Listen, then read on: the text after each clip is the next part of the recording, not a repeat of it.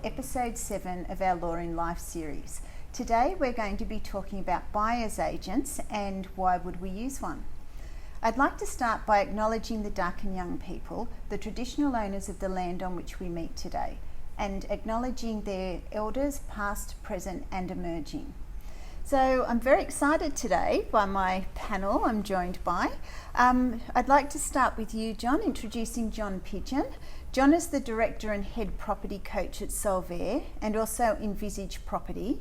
And he's also the co-host of one of Australia's top financial podcasts, My Millennial Money and My Millennial Property. Welcome, John, and thank you for coming along to talk with us today. Pleasure, Anna. Thank you for having me. My pleasure. And Deborah Rendell is a licensed conveyancer with us at Aubrey Brown Lawyers.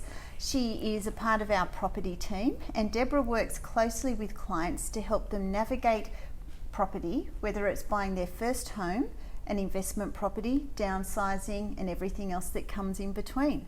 So great to see you, Deb. Hi, thanks Anna. And finally, I'm joined by Ben Cawley. Ben is a experienced buyer's agent with Envisage Property, as well as a property coach. Thanks, Ben, for joining us today. Thanks for the invite. It's great now, to be we here. have discussed that we had a much better working environment last week over a glass of wine and a couple of beers, but today we're just going to have to roll with what we've got. So I might jump in with you, John. You've got a very interesting and quite unique business. Tell us about Solvair and Envisage Property. Yeah, so I suppose they're two very different businesses in the same industry. So I'll go back to when I first started property investing, and the key issue that I had with my property investing journey is that I didn't have the resources around me. So back then the internet maybe wasn't up and running as much as it is today. So I was literally waiting for the property investor magazines in the newsagents once a month, and I'd get a lot of my data from there. But I also didn't have a team of people or family and friends that were educated in that space as investors. So fast forward, I wanted to create, after I'd started investing and I suppose became half decent at it, I wanted to then create an education company that did that basically and teach people how to invest in property. So that's Solvair, that's been running 6-7 years now. Envisage is basically born out of the fact that not a lot of people want to, or not everyone wants to take it by the horns and go and find their own property. So that's where that buyer's agent piece comes into it. Fantastic. And I've had the privilege of coming along that journey with you. I think that you ended up in my office when you were very first setting out with Solvair, and it's been really exciting for me to watch you go on that journey and watch you grow, and how your business has developed, and you've expanded your knowledge and your products and what you do. So property coaching, if I came to you and engaged you as a property coach, just give me a quick overview of what you would help me with.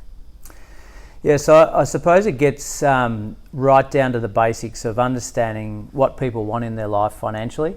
So their goals and outcomes, and definitely their cash flow management, what's coming in, what's going out, which is really important but often underrated. And then moves into more that education piece of what property means to them and how they can then take action through buying investment properties. So we talk to them about how to create their own strategies. We talk to them about is it a house, is it a unit, is it a townhouse to buy, is it new, is it old. We talk about a team of people around them like yourselves and accountants and how to relate with real estate agents and basically the whole box and dice over a 12-month journey. Great. And Deb, you work with clients with both John and Ben in their buyer's agent space and their property coaching space. What benefits do clients tell you they get from working with these guys? Well, mainly they're clients that I find are time poor and not in a position to go out looking at properties, so they engage a buyer's agent. And these guys do everything. They order the pest and buildings, they do all the negotiations. The clients really are guided by them to what they're buying. majority of people at the moment are investors purchasing properties, and the guys just lead them through all of that, and I'm getting very good feedback from clients. I haven't had yet a turnaround with clients coming back to sell a property yet. Obviously an investment is a long-term thing, but I certainly hope that through you guys and myself that I've built a rapport with clients, and then they continue on that journey with me, and coming from you guys at the start is certainly wonderful. So yeah. Thanks, Deb. So Ben, Deb's touched on a little bit of what you guys do as a buyer's agent. Could you walk me through? I've come into your office to sit down with you today and said to you, rightio, I'm ready to go, I'm ready to purchase a property. Where do you go from there and what do you do? So basically we would sit down, have a strategy session first, and we'd work out exactly your needs, your wants, what that property needs to look like for you, and whether that's from a cash flow perspective or a growth perspective, and then we'd obviously working with the pre-approval, make sure that process is all good to go. And then once we're comfortable with our strategy, we then go out, we pick a location. Usually there's a bit of an education piece around why we're buying here and what we're buying, type of dwelling as an example. And then from there we go out and source that property for them and talk them through why we think this is a good investment or why this ticks your boxes and get their feedback. Because everyone wants different things in their property. So basically it's about finding the right fit for them as well, but also making sure it's a good investment long term. And when you're looking at location, is it just around the Central Coast? No, so we purchase anywhere around the country basically, as long as we believe it's a high performing asset, and we obviously use a lot of data to find those locations and back that up. But some clients may have a preference where they want to go, but a lot of clients will come and say, hey, I'm guided by you guys, can you help me make the best investment decision possible? And then we'll go out from there.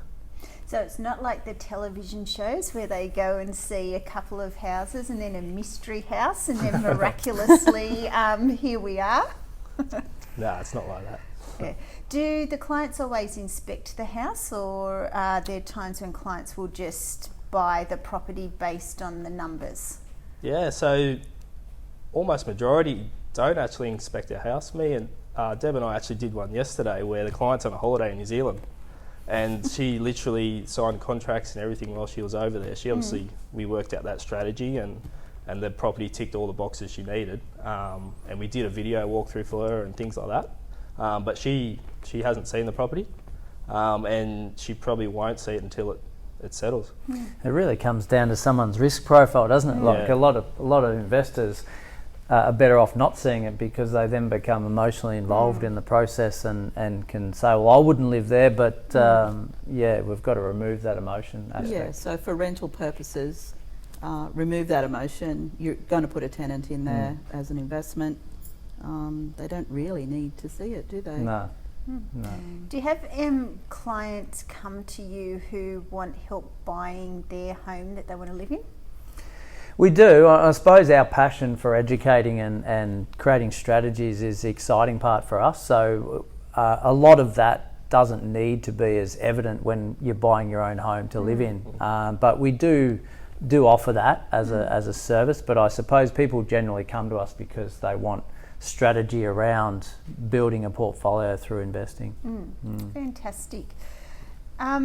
So we've talked about what you do. What are the additional things that you do? So Deb touched on some of them, like arranging pest and building reports, because in addition to helping clients find the property, you're also taking a lot of the stress and the time they might need to spend out of the transactional part of the process as well, aren't you? Yeah, and I think you touched on it, Deb, about being time poor. Like a lot of people running busy lives at that at the present. So I think it's understanding the people's needs and requirements. Some want to be involved, but just need their hand being held. Others are just like, well, create the strategy, get the finance structure, go and look for the property, negotiate on our behalf, do the building and pest, basically the whole box and dice from start to finish. So I think everyone's got different needs and different risk profiles, so it's really understanding right at the beginning what they want and what they need, and then almost filling the gaps. And unlike other buyer's agents that we know, I suppose we have two different packages. One where they can actually do the searching themselves, but we create the strategy, which we quite enjoy because they get to learn that way and sort of teach a person to fish type philosophy. But the second package is more of a all-inclusive, sit back and analyse what we're doing, and then you're the one buying the property, so you need to understand what it is that you're buying, but a lot of the work's been done. So some clients have expressed to me when we've talked about should they use a buyer's agent, well, I'll just end up paying 2 lots of commission because I'll pay the vendor's commission embedded in the price, and then I'll pay a second round of commission, but your fee structure isn't commission based on the value of the property, is it? You've got a different fee structure. Yeah, so I suppose going back a step, people use a real estate agent to sell their property and appreciate the expert advice in that space, but not a lot of people traditionally have used a buyer's agent to buy a property, and I suppose that's where we come in. 20 years ago it was for the rich and famous that didn't want anyone to know that they bought a property, so they just engage a buyer's agent. Now the smart people are saying, well, I'm time poor, it's not my expertise, I'm going to let someone who does this for a living do it on my behalf. But yeah, you're right, there's a lot of, I suppose, in the industry charge a percentage of sale price or purchase price. We charge a fixed rate, so they know that there's full transparency, that it doesn't matter what price they're paying for the property. That's the one price fee. Fantastic. Can I just ask a question with that? Sure. So if you have a first-time person investing, their first investment, or a first-home buyer, which it then becomes an investment property as such, if they come to you a second time round, obviously they're savvy on what the process is. Do you have a fee structure in relation to that? So if they're building their portfolio, for them to come to you for a second property, do you have like a fee structure in relation to them doing a second time round with you? Yeah, we do. We have a two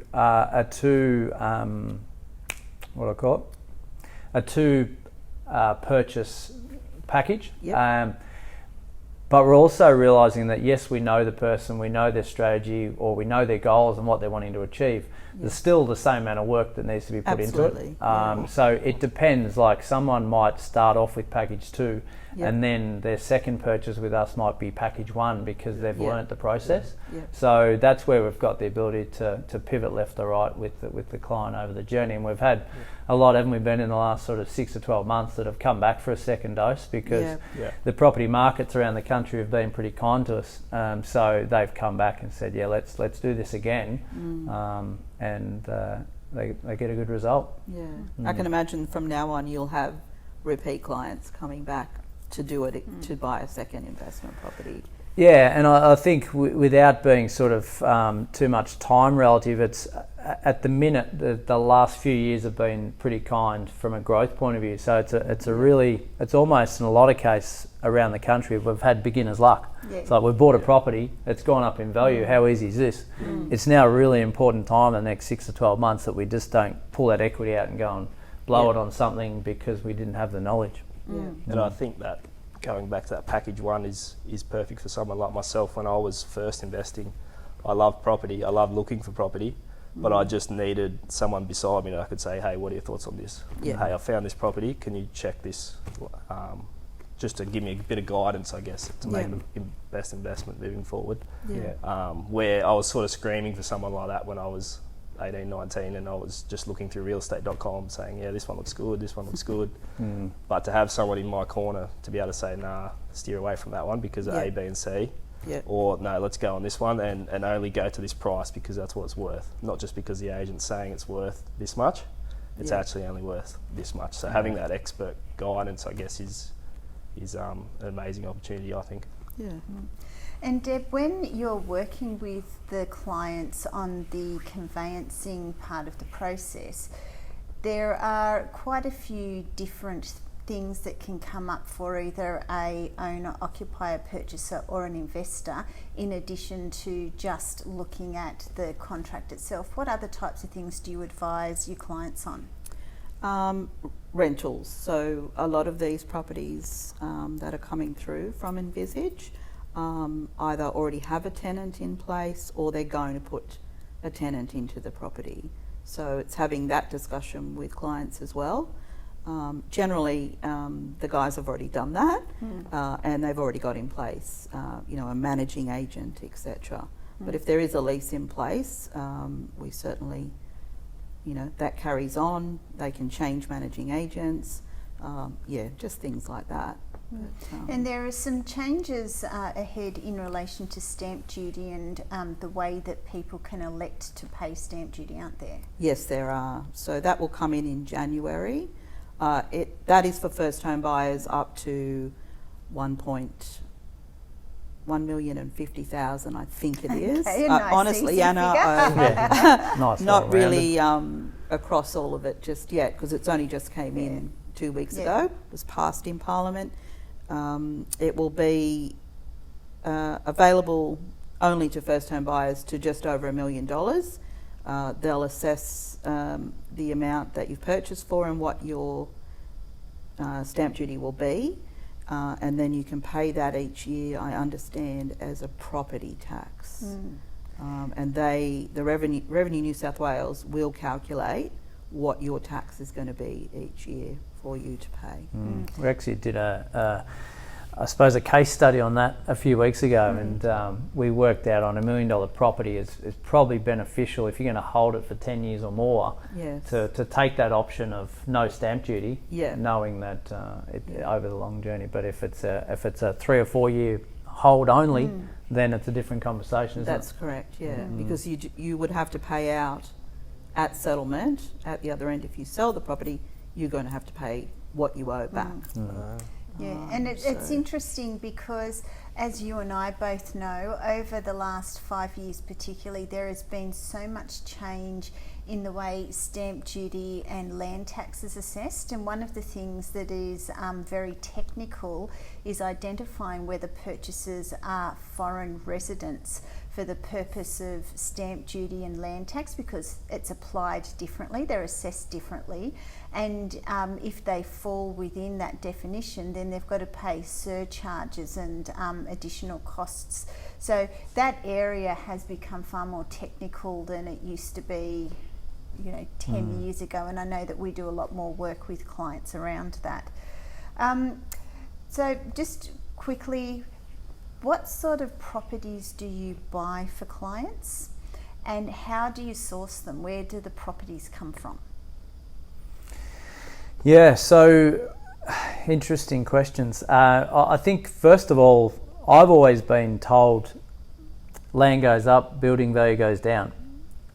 So that's not a cookie cutter approach across everyone's strategy, but it's a pretty good starting point to understand different markets around the country, the difference between housing and unit market performance over the journey. And that's a lot of the research that we do on behalf of the clients. So when they come to us with a purchase price in mind or a borrowing capacity, we've got the ability to say, well, these markets work from a price point of view, but then this strategy, this type of property works in this particular area because of past performance and what we see with population growth and infrastructure and economy and those sort of things. So a lot of that research is done in-house by us to understand what it's going to be best for that client.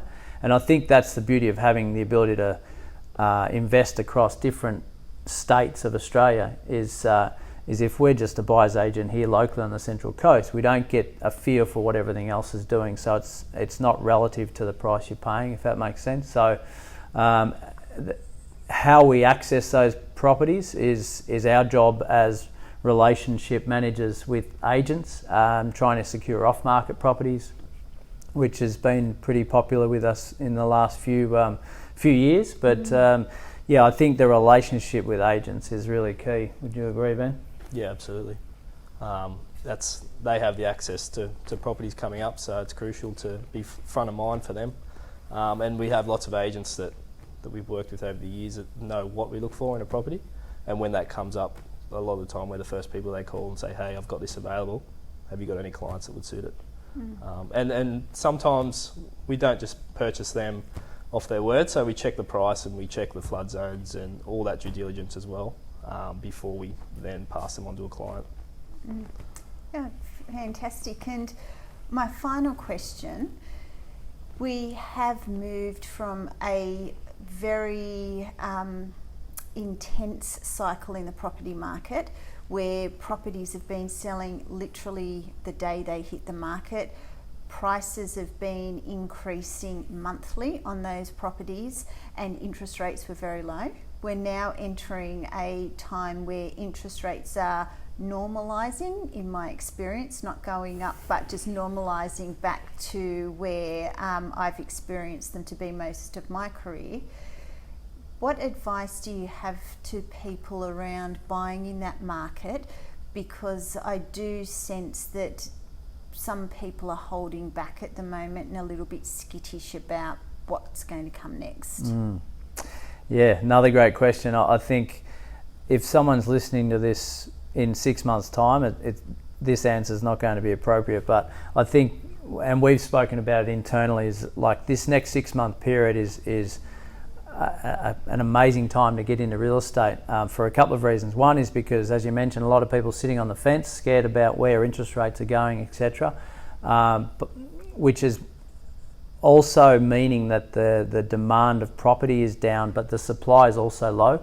So we've got the ability to go and handpick properties that people need to sell or have cashed in on the last couple of years of growth. So I think my advice, or our advice, is, well, interest rates are rising, cost of running a property is more expensive now, so make sure you do your numbers and do them really well before you've bought, not before you go unconditional. Yes.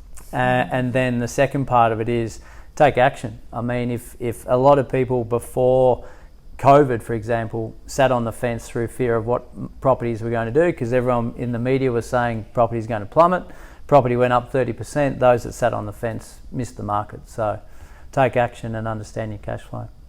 Fantastic. Well, I'd like to thank the three of you for joining me today. It's been really, really interesting, and I've learned a lot about the value of using a buyer's agent. You've sort of feeling like, okay, maybe I need to go and buy an investment property. Thanks, John and Ben. And Deb, as always, I really want to acknowledge you for the care and the passion that you show for the clients that you work with. You do a fantastic job, and your dedication that I see day in and day out in the office, you really go above and beyond. So thank you, and thank you all for coming along today. Pleasure. And thank you for joining us for episode 7 of our Law in Life series. We will be moving into our next one, which is going to be about how to work with a lawyer and what you should know about choosing a lawyer, and also then working with that lawyer. And I will be joined by some of my colleagues for that episode. Please share us with your friends, share us with social media, and we hope that you're getting some value out of these episodes. Thank you.